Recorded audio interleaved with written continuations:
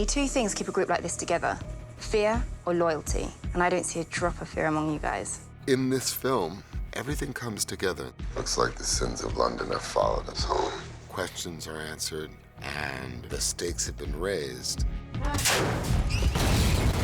The pressure each time we come back is really, really hard. Cutting. It's got to be better, or I'm not sure why we should continue. Are you ready? I know you're ready. It feels really good when you build rapport with people and the studio can call franchise members back and just share this journey together. Did you bring the cavalry? Woman, I am the cavalry.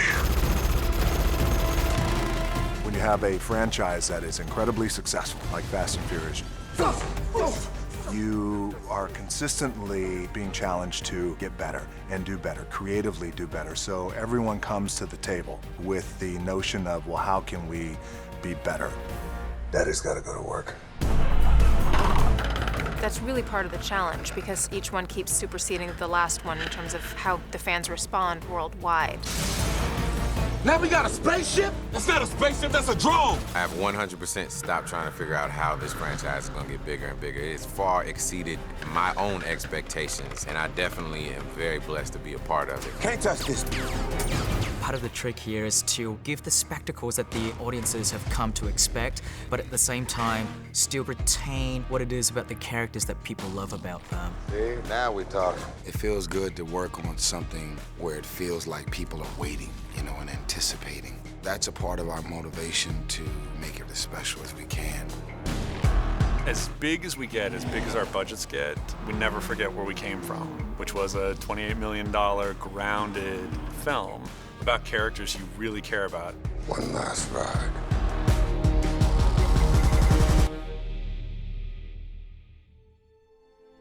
B-Mark.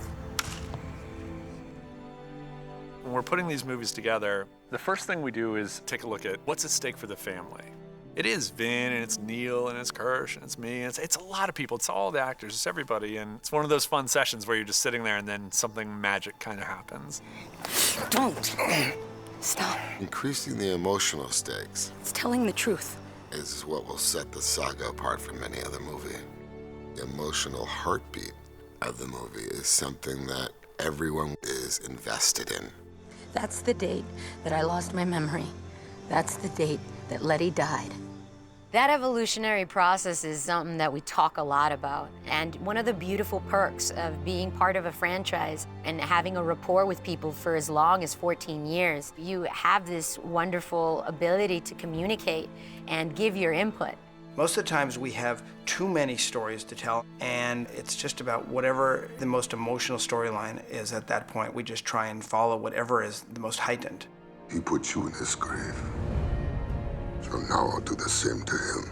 It was imperative to introduce the next villain in a way that automatically affected you emotionally. That the villain, in essence, taken something away from you. You don't know me. You're about to. If people thought Luke Evans' character was dangerous in Fast 6, they have another thing coming for him, man. Jason Statham, the word dangerous doesn't even apply. I don't think there's a word in the dictionary.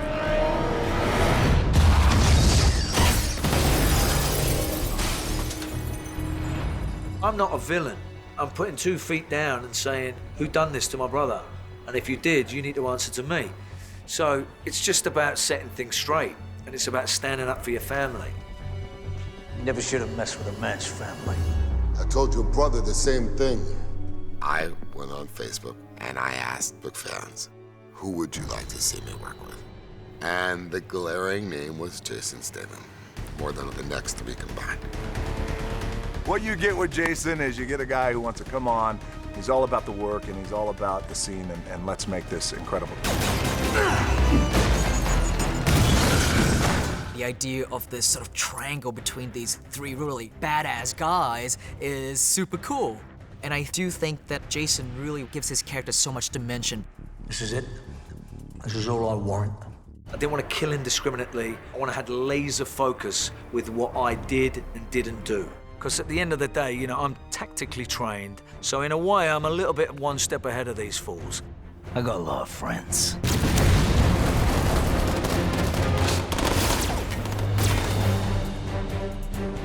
You know, there's some cool characters that come in and out of the franchise, and I'm always excited to meet them and to watch them in action.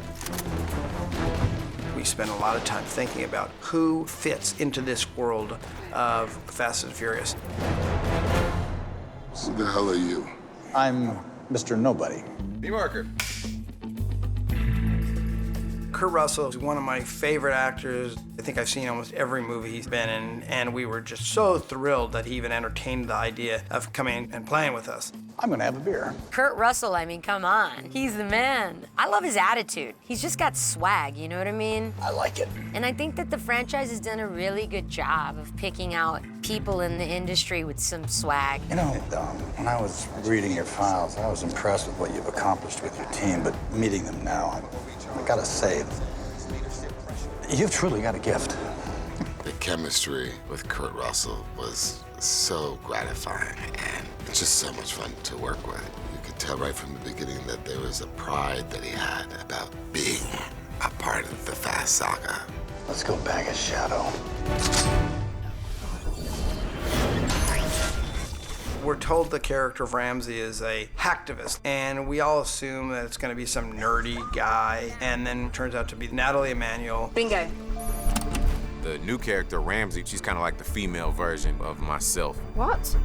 She gives us great humor, great sex appeal, and you believe that this girl could be that hacktivist. She's really good. I don't drive. Like, this is really embarrassing. I've just never got around to, like, taking my test. But it is funny also that my character doesn't drive in the movies, too, and it kind of works out well, seeing as I don't have my license. It was just good to have some femininity and smell some perfume occasionally, you know, instead of deep voices and beards. Give us the girl, and I'll let you live.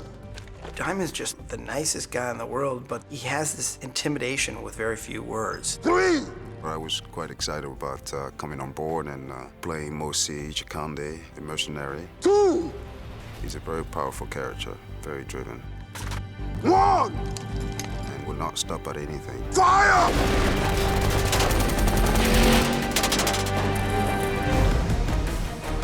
Tony Jaa is maybe the most amazing athlete I've ever seen in my life. He did things, running, jumping, flipping, with such ease. My character is strong. Professional. Action. That's my character. Badass. We've always had a history of bringing people into the franchise. Every time somebody else pops up and just adds a whole other dimension that we never had before.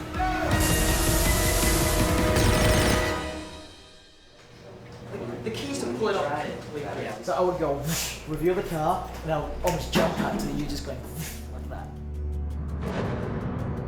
When you see this movie, you see a new director's approach to it and a style that's reflective of this new director. Give me like, yeah! Yeah! Yes! Hell yeah! I'm a fan of the franchise first and foremost, and the chance to make a movie like this outside of the genre that I'm generally known for was very exciting for me. And the idea of playing in a playground as big as this one was super cool. When I first came to the set, I was pretty excited to meet James Wan, because he's James Wan, so it's hard not to be impressed with him. We kind of were the new kids on the block, which was really great. Yeah, that's really the main beat that I want. So, you know, I wouldn't mind just a little bit at the head, just you struggling like you've just been thrown on there. He stepped in to the 7th in a franchise of a giant budgeted movie. It's just a difficult proposition to come into, and then on top of it, to lose a member of your family in the middle of it was horribly devastating. Paul is a family member here. We all got together and we were very honest and looked at each other and said, well, what would he want? That was the big question. Do you finish it? And everyone believed it. In the bottom of their hearts, like, he would want it.